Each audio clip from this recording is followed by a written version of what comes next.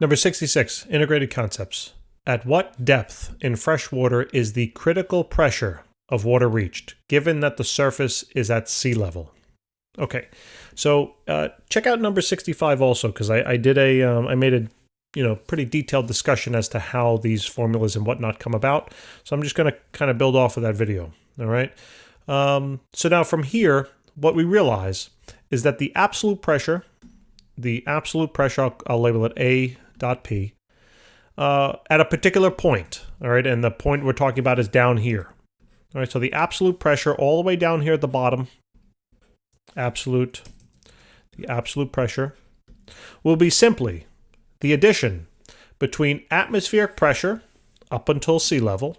So I'll call it P sub A, atmospheric pressure, plus then the additional pressure that the water exhibits, right, due to the weight of the water at that particular point.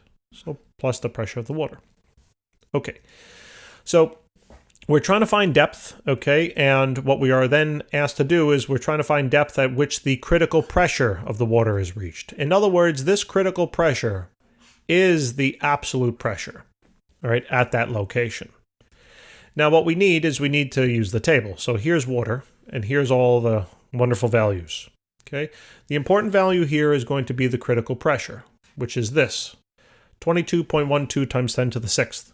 All right. So what this says is that this is 22.12 times 10 to the 6th. That's in Pascal. And that will now equal atmospheric pressure. Now, you know what atmospheric pressure is, right? Atmospheric pressure is just, you have that memorized. That's the pressure due to the air at sea level. That's 1.013 times 10 to the 5th, plus then the pressure due to the water.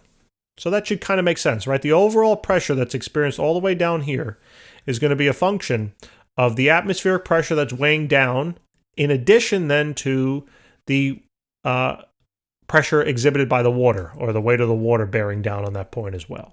So hopefully that makes sense. So that means now that the pressure of the water at that point is just, we got to subtract now, 22.12 times 10 to the 6th multiplied by 1.013 times 10 to the 5th. And here we have 2.24. So 2.24 times then 10 raised. Wait a minute. I did a multiplication. I don't think it should be times 10 to the 12th. What do you think? So let me try that again. 22.12 times 10 to the 6th minus 1.013 times 10 to the 5th. And there we go. All right, that looks a little better. So pardon me. So 2.20 or so, 2.20 times then 10. This should be to the 6th. And let me just double check. To the 7th, sorry. To the 7th. And that will be pascals. So this is now the pressure of the water. Okay. So now what your brain has to start thinking about is it has to start thinking about, well, how do I relate pressure of water to the depth or the height of water? That goes back to fluids. So the pressure of water will be equal to the density of water multiplied by the gravity, right? The acceleration due to gravity multiplied by the height of that water. This is directly from the fluids chapter.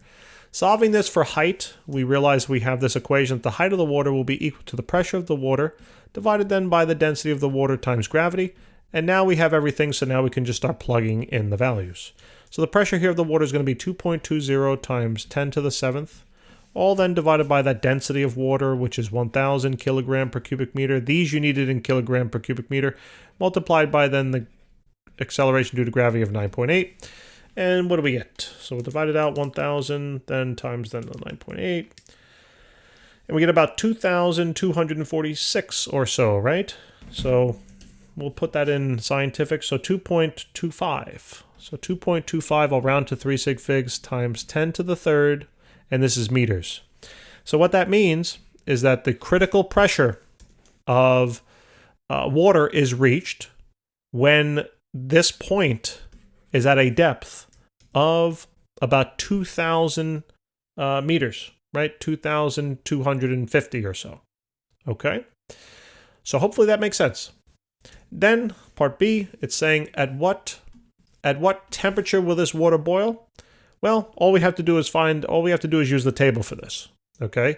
That's the whole point of the critical temperature. All right, so the table here now tells us the critical temperature. I don't care if you use Celsius or Kelvin. Doesn't matter. They're both the same, all right, in terms of what they mean. So I'll call this letter A. Let's call this now letter B. So literally it's just the critical temperature. So all I'm going to put in Celsius is 374.3 degrees Celsius. That is the temperature. Okay, this will be the temperature at which the water will boil. Okay, you can think about critical pressure as basically the vapor pressure, more or less. It's the maximum vapor pressure of water, and therefore if you know the vapor pressure of the water, remember, and the absolute pressure then equals the vapor pressure, we can then find the boiling point. All right, it's the same concepts. And now letter C here is going to say, is a significantly higher temperature needed to boil oil at a greater depth? Sure, right? I don't know. What do you think? Right, water generally, I don't know. What does it mean by higher temperature? Well, higher temperature is simple, right? That's easily understood. Forget about this word. Is a higher temperature needed? Sure. You know water at sea level, right, boils at 100 degrees Celsius. And now, if we're at a depth of about 2,000 meters or so, that means that water will now be boiling at 374.3 degrees Celsius, right? And it's going to keep on getting higher and higher. The problem we did prior, we said that, what was it, about 22? Or, no, excuse me. It was about, 38 or so? I don't remember the number. But it was about 38 meters or so. The water was now boiling at 150 degrees Celsius. So, is it higher? Sure. Is it significantly higher? What does that mean? What does the word significant mean? I don't know.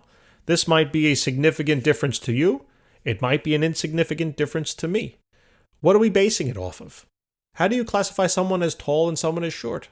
What's the point of demarcation between the two? Shall we get into the philosophy of the words here? I don't think so. But I'll leave letter C up to you. It's totally up to your interpretation of what you mean by significantly. Although it is definitively higher. Is it significant? I don't know. Anyway, hope this helps, guys. All right. If you can, hit that subscribe button, help us out. We appreciate it very much. I'm trying to give you all I possibly can in these videos. I hope that comes through. Yeah, I don't know. We'll see how it goes. Thanks, guys. Take care.